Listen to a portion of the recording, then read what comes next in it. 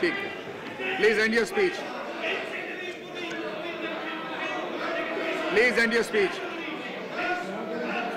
Thank you. हाँ, शुरू करिए। कीर्ति आजाद जी शुरू करें। कीर्ति आजाद जी शुरू करें आप। सर, मैं जब अपनी आवाज खुद ही नहीं सुन पा रहा हूं तो मैं क्या कहूंगा, और बहुत ही महत्वपूर्ण पहलू पर बात करने वाला हूं। हम सबों ने सरकार के और अन्ना के लोकपाल की लड़ाई में जो विसल ब्लोअर बिल था, जो सीटी बजाने वाले लोग हैं, उसके बारे में किसी ने चर्चा नहीं की। आप बैठे please take your seat, please take your seat. Kirti Azad ji बोलिए। Thank you, please sit down. हाँ, शुरू करें। कहाँ से आवाज ही नहीं सुनाई दे रहा।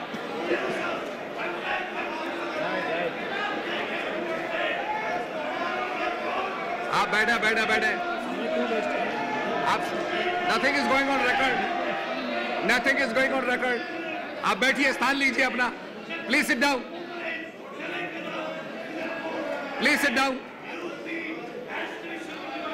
डाउन। कीर्ति आजाद बोलिए। धन्यवाद सभापति महोदय। सुबह से जो चर्चा हमारी हो रही है वो सरकार और अन्ना की लड़ाई में जो लोकपाल चल रहा है, एक विसल ब्लोअर भी बिल था बीच में जिसके ऊपर हमने चर्चा करनी थी, और उस विसल ब्लोअर के ऊपर किसी ने भी चर्चा नहीं की। एक बहुत ही महत्वपूर्ण विषय है, और असली माने में अगर भ्रष्टाचार से निजात पानी है तो यह आवश्यक है कि विसल ब्लोअर बिल को गंभीरता से देखा जाए। वह लोकपाल के लिए और भ्रष्टाचार के विरुद्ध लड़ाई के लिए उसकी रीढ़ की हड्डी है, मेरुदंड जिसको बोलते हैं, लेकिन उस पर हमने चर्चा बिल्कुल नहीं की।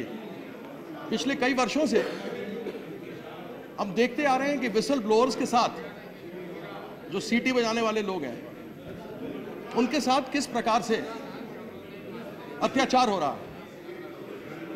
विसल ब्लोअर्स हमने अपने इस संसद में भी देखा था, जब भारतीय जनता पार्टी के 3 सांसदों ने मिलकर कैश फॉर रोड्स जो स्कैम हुआ था उसके ऊपर भी सब कुछ सामने दर्शाया था, सबके सामने था। माननीय हमारे नेता आदरणीय पितातुल्य अडवाणी जी ने भी यह बात कही थी कि उनके सामने यह विषय आया था, और उन्होंने कहा यदि वह 3 लोग जिन्होंने कि विसल ब्लोअर्स थे, अगर वह 3 पकड़े जाते हैं तो मैं भी था, क्योंकि मैं पकड़वाना चाहता था उन लोगों को, तो आप मुझे भी जेल में डाल दीजिए। दुख की बात यह है कि वह तीनों विसल ब्लोअर तो जेल चले गए, लेकिन जो दूसरे लोग थे जेल जाने की बात तो छोड़िए, बेल की बात तो छोड़िए, वो जेल तक नहीं गए। आज परिस्थिति जो विसल ब्लोअर्स की बनी है वो हमारे सामने है, और जो बिल आया है वह बिल इस प्रकार का है कि किसी प्रकार की भी सुरक्षा विसल ब्लोअर्स को नहीं दी जाती। हमारे सामने अनेकों उदाहरण हैं, अगर पिछले 2 वर्षों से हम उठा करके देखें उसमें अनेकों नाम है मेरे पास, जिन्होंने कि आरटीआई एक्टिविस्ट थे, उनको मारा गया। एक हमारे पास पुराना केस सत्येंद्र दुबे 2003 में, जिन्होंने एनएचआई के विरुद्ध में काम किया, उनको मार दिया गया। हमारे सामने एक और केस मंजुनाथ शानमुगम का है, जिन्होंने ओएनजीसी के विरुद्ध जो तेल में मिलावट हो रही थी उसके बारे में बोलते रहे। जब किसी ने ऊपर सुना नहीं तो फिर एक खुद ही मीटर लेकर के आए और उनको सुनियोजित ढंग के साथ, एक तो सुरक्षा नहीं मिली, लेकिन पूरे एक सिस्टमैटिक तरीके से उनका मर्डर किया गया। हमारे पास अनेकों केस हैं जो लोकल एक्टिविस्ट के हैं, चाहे वह शशिधर मिश्रा का फुलवाने विलेज का रहा हो, विट्ठल गीते का रहा हो, वेंकटेश आरटीआई एक्टिविस्ट बेंगलोर के थे, शमीम मोदी एक सीनियर एक्टिविस्ट श्रमिक आदिवासी संगठन की थी, कामेश्वर यादव नरेगा को लेकर आए थे, एक civil engineer turned activist Lalit Mehta की शरीर मिला था पलामू के कांदू फॉरेस्ट के अंदर, नारायण हराके, ऐसे अनेकों हैं जिन्होंने विसल ब्लो किया, एक्टिविस्ट थे, लेकिन उनकी बेरहमी से हत्या की गई। और इस बिल के अंदर, शांत हो जाएं जरा, इस बिल के अंदर विसल ब्लोअर्स को और उन एक्टिविस्टों को किसी प्रकार की भी सुरक्षा नहीं प्रदान की गई।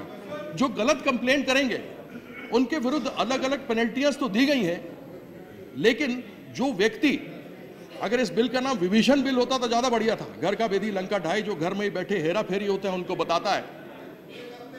यदि उनकी सुरक्षा पुख्ता नहीं की जाए, उनकी आवाज को बंद किया जाए, उनको बोलने का मौका नहीं दिया जाए, उनको पूरी तरीके से पुलिस और प्रशासन को यह ना बता दिया जाए कि यह वो विसल ब्लोअर्स हैं, अगर इनको आप पूरी तरीके से सुरक्षा नहीं देंगे तो शायद कोई भी सामने नहीं आएगा। इन्होंने कहा कि बेनामी अपील्स नहीं हो सकती, एनोनिमस अपील्स कोई नहीं कर सकता, लेकिन इन एक्टिविस्टों की अगर आप स्थिति को देखें, जो परिस्थिति इनकी हुई है, ऐसी परिस्थिति में कोई आदमी सामने आकर अपना नाम क्यों देगा?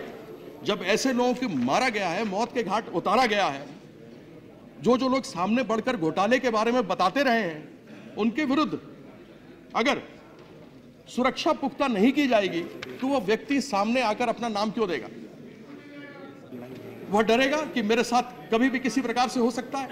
इसलिए इस बिल के अंदर गलत कंप्लेंट करने वाले के खिलाफ में अलग अलग पेनल्टीज लगाई हैं, लेकिन जो सुरक्षा उसको मिलनी चाहिए, उस सुरक्षा के मामले में बिल्कुल ही चुप है यह बिल। यह जो विसल ब्लोअर बिल आया है, यह यूनाइटेड नेशंस का कन्वेंशन अगेंस्ट करप्शन जो 2003 में हुआ था, उसमें article 32 protection of witnesses, experts and victims, समय का अभाव है इसलिए मैं पूरा पढ़ नहीं सकता, नहीं तो इसमें कहा गया है कि विसल ब्लोअर, उसका परिवार, अगर उसको विस्थापित करना पड़े तो विस्थापित किया जाए। हमारे पास ऐसे कई उदाहरण हैं, लॉ कमीशन ने भी कहा था, हमारे पास ऐसे यूनाइटेड स्टेट्स ऑफ अमेरिका में उदाहरण है, विदेशों में उदाहरण है, जहां पर पूरी तरीके से इनकी आइडेंटिटी को बदल दिया जाता है, इनके घरों को विस्थापित किया जाता है, दूसरी जगह पर रखते हैं, इनके बच्चों को दे दिया जाता है। लेकिन हमारे यहां किस प्रकार की सुरक्षा दी जाएगी? बेनामी दे नहीं सकता। साथ में बिल में यह भी प्रावधान है कि आपके केस को हम नहीं लेंगे यदि आप अपना नाम हेड ऑफ द डिपार्टमेंट के सामने खुलवाने से बंद कर देंगे। तो मुझे यह समझ में नहीं आता कि इस बिल का प्रभाव, सभापति महोदय, क्या होने वाला है। यह कन्वेंशन था जो उस समय की बात है।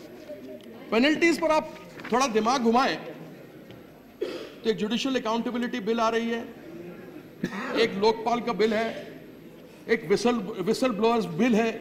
इन सबों के अंदर पेनल्टीज अलग अलग है, और वह अलग अलग पेनल्टीज जो उन्होंने लगाए हैं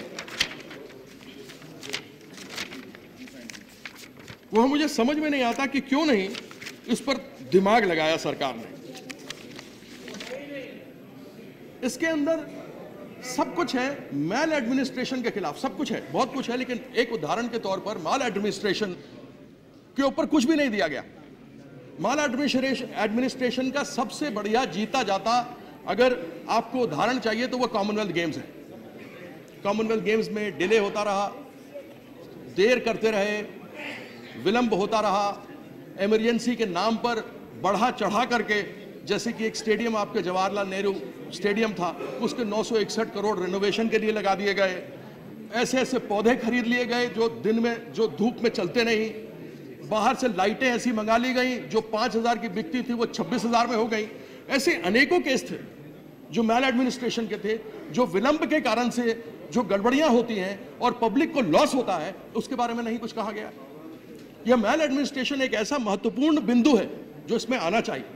और खेद की बात है कि अब इसके बाद हम वोटिंग करने वाले हैं, बिल को पास करने वाले हैं, लेकिन विसल ब्लोअर्स बिल के ऊपर जो सही रूप से चर्चा होनी चाहिए वो चर्चा नहीं हुई।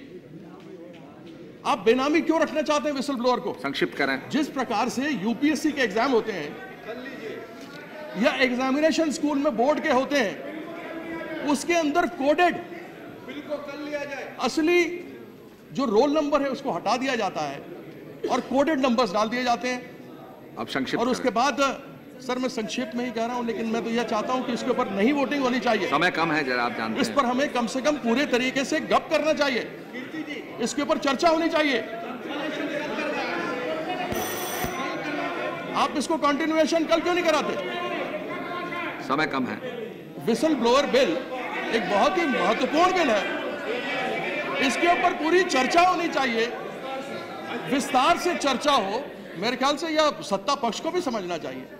यह रीढ़ की हड्डी है हमारे लोकपाल सबको मौका मिला है, संक्षिप्त करें। संक्षिप्त में ही बात कर रहा हूं सर।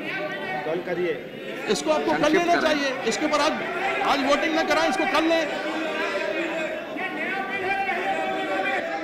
ये नया बिल है, इस बिल पर कोई बोला ही नहीं है। कंबाइंड डिस्कशन है, ये नए बिल का कोई मतलब नहीं, कंबाइंड डिस्कशन है। नहीं, कंबाइंड डिस्कशन में किसी ने लिया ही नहीं। ये तो लेना ही नहीं चाहिए था। आप 3 बिल लेकर आए हैं। मुझे समझ में नहीं आ रहा कि गंभीरता क्या है सरकार की। मुझे समझ में नहीं आता। ये कंबाइंड डिस्कशन है। सरकार तो बिग बॉस का संक्षिप्त करिए आप। शो होता है उसके हाउस की तरह है कि कोई मेहमान आता है तो दरवाजे पर लेने जाते हैं, वो अंदर आता है तो आपस में लड़ते हैं और उसके बाद फिर उसको इविक्ट कर देते हैं। ये सरकार ने क्या किया? बाबा रामदेव के साथ गए थे कपिल सिब्बल जी लेने, पूरे कैबिनेट के साथ में हवाई अड्डे पर लाए, खूब बैठाया और फिर मार मूर के हवाई जहाज से वापस देहरादून भेज दिया। अरुण राशिद जी, अन्ना हजारे के साथ बैठे। अरुण राशिद जी, तो सर इसके ऊपर चर्चा पूरी होनी चाहिए। Arun Rashid ji, nothing will go on record, nothing will go on record. Arun Rashid ji, to speak in this August House in this important piece of